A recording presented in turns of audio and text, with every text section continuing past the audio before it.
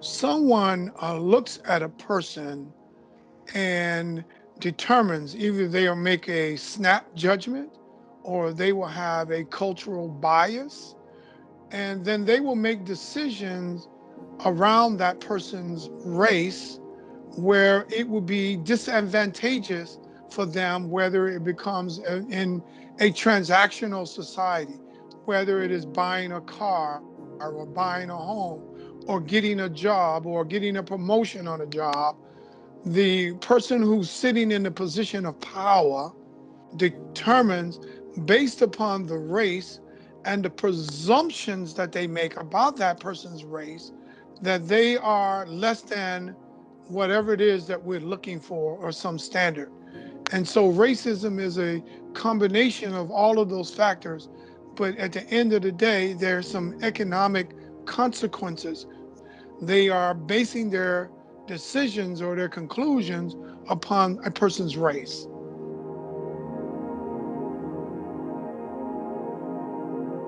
I mean, my entire lifetime has been exposed to racism. When we were coming up as kids, we were called the N word on our way trying to go to the beach. And we were called the N word by people who were trying to demean us. And so our parents had to really prepare us for this onslaught of racial derogatory terms that were being hurled at us.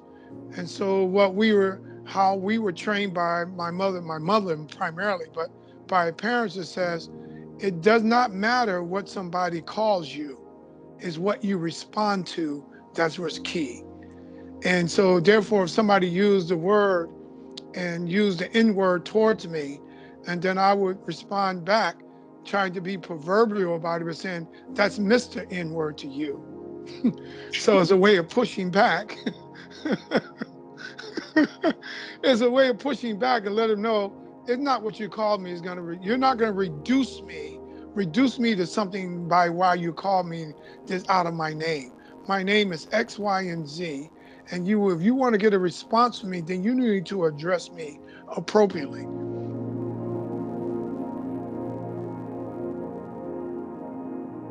Don't judge somebody rather harshly because of your lack of, or your ignorance or your lack of knowledge. You need to expose yourself and walk a mile in that person's shoes in order for you to understand, and let your heart open itself up rather than believing the rhetoric of what you've been told, and be exposed to other ethnicities, their history, whether it's Native Americans, Asian, Pacific Islanders, or Pan Pacific or Asian Pacific Islanders, whether it is indigenous people, whether it's lesbian, gay, bisexual, transgender, and queer people, LGBTQ. You need to open up your aperture so that you now become a global citizen. I'm not asking you to impose what your lifestyle is upon me, but I should be imposing upon how to respect your lifestyle, even though it's not my own. And I will fight for your civil rights as well as I'll fight for my own.